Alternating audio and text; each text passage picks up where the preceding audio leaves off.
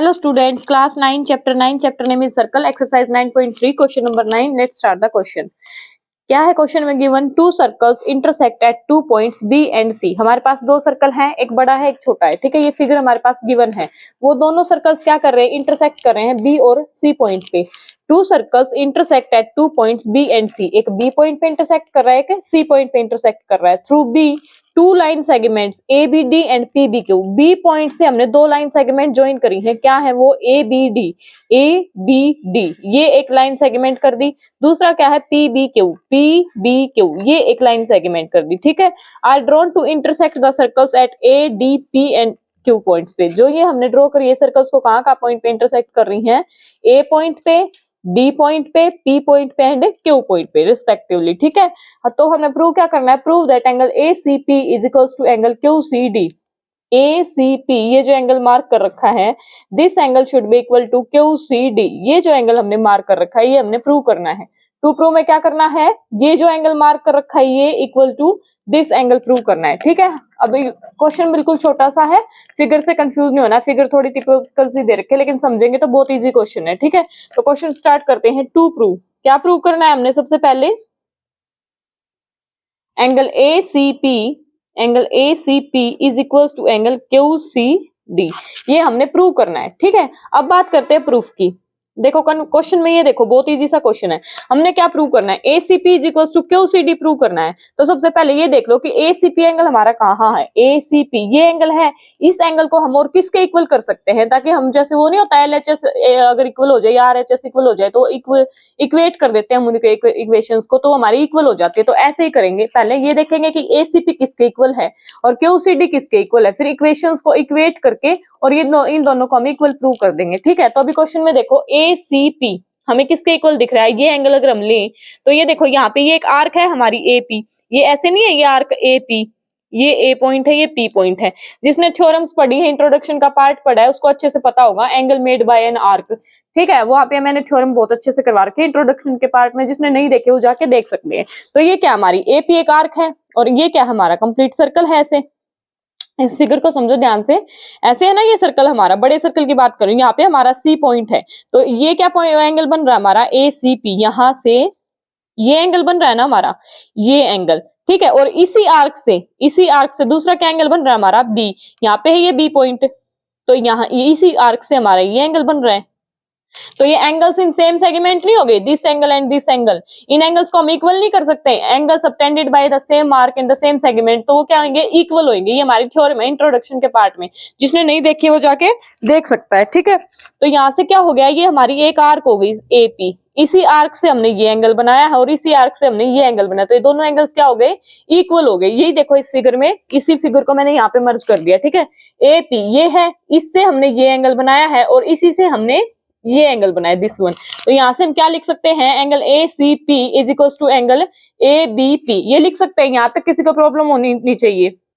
तो यहाँ से मैं क्या लिख सकती हूँ, angle A C P is equal to angle A B P. ये जो मैंने यहाँ पे अभी समझा है, A C P is equal to A B P, ये मैंने क्यों लिखा समझ आया, इस फिगर से समझो, ये सेम आर्क है, इसी से मैंने ये एंगल बनाया, इसी से मैंने ये एंगल बनाया, तो ये दोनों एंगल्स क्या हो गए, इक्वल हो गए। और इसका रीजन क्या हो जाएगा, angles in the same segment. इसका क्या रीजन लिखेंगे हम, angles in same segment, in same segment क्या होते हैं हमारे, इक्वल होते हैं। और वैसे भी कोई पीछे से अगर क्वेश्चंस देखता आ रहा है मेरी वीडियोस से, तो उसको मैं हर उसमें एक्सप्लेन करती हूँ ये क्या होता है, ठीक है।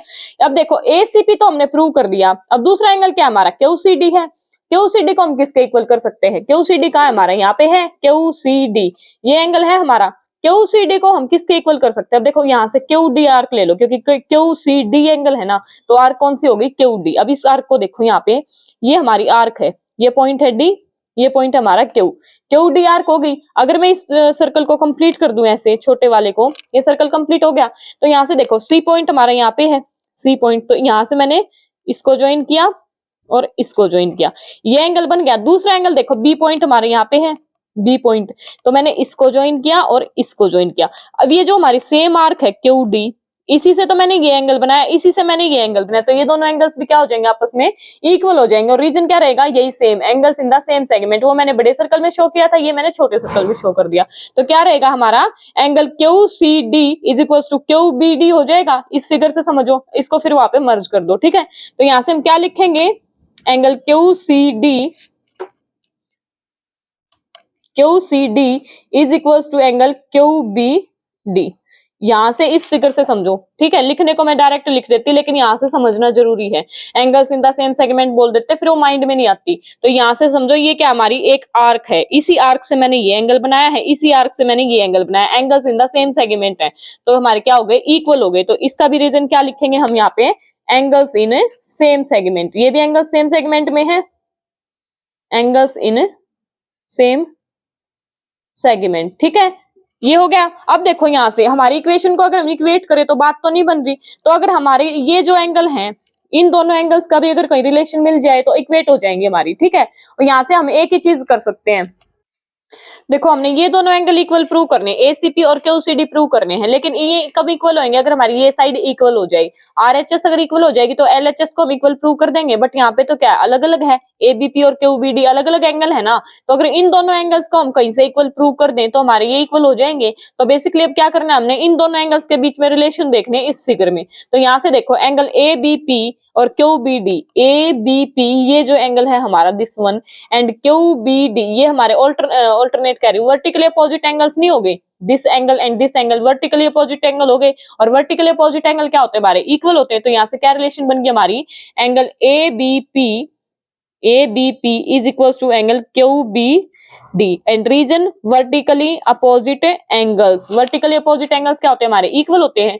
अब देखो यहाँ से ये एंगल्स हमें पता कैसे लगे कि लेने कौन कौन से हैं, वो एक बार फिर से समझो। हमने क्या प्रूव करना है, ACP और QCD को हमने इक्वल प्रूव करना है ना। तो ACP लिया और QCD लिया, इसको हम किसके इक्वल देख सकते हैं, वो फिगर से पता लगेगा कि किसके इक्वल हो सकते हैं। इसके इक्वल हो सकता था, QCD इसके इक्वल हो सकता था, लेकिन हमने ये दोनों इक्वल प्रूव करने हैं, बट इस साइड वाले तो इक्वल नहीं है। तो कहीं ना कहीं से इनकी रिलेशन देखनी, हमने ये दोनों इक्वल प्रूव करने हैं। तो ये दोनों कहां से प्रूव है, वर्टिकल अपोजिट एंगल्स है। अगर ये दोनों इक्वल हो गए, ये दोनों आपस में एंगल इक्वल हैं, तो ये दोनों एंगल इक्वल हो गए, तो आरएचएस इक्वल होगी तो एलएचएस हमारी इक्वल होगी। तो अगर मैं इसको नेमिंग दे दूं फर्स्ट, इसको नेमिंग दे दूं मैं सेकंड, ये हमारी सेकंड इक्वेशन है, एंड दिस इज थर्ड।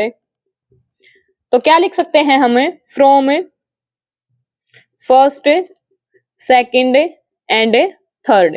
यहां से हमारा क्या हो गया, ACP is equals to QCD हो गया। Angle ACP is equals to angle QCD, hence proved.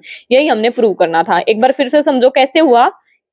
इसका देखो RHS क्या है, ABP, इसका RHS क्या, QBD, और ये दोनों आपस में क्या है, इक्वल हैं। तो इसकी जगह या मैं QBD प्रूव कर दूं या फिर इसकी जगह ABP, तो RHS इक्वल हो जाएगी ना हमारी। RHS इक्वल होते ही क्या हो गया हमारी, LHS इक्वल होगी। तो क्या लिख दिया, from first second and third हमारा क्या हो गया, ACP is equal to QCD हो गया। छोटू सा क्वेश्चन था, लेकिन थोड़ा समझने का क्वेश्चन था, ठीक है। अगर वीडियो पसंद आए, क्वेश्चन आपको समझ आए, तो वीडियो को लाइक कर देना, चैनल को सब्सक्राइब कर देना, और फीडबैक के लिए नीचे कमेंट कर देना। और जिसको और क्वेश्चन देखने हैं, चैनल पे विजिट करके प्लेलिस्ट चेक कर सकते हो, अलग अलग चैप्टर की क्वेश्चन वाइज प्लेलिस्ट पड़ी हुई है, ठीक है।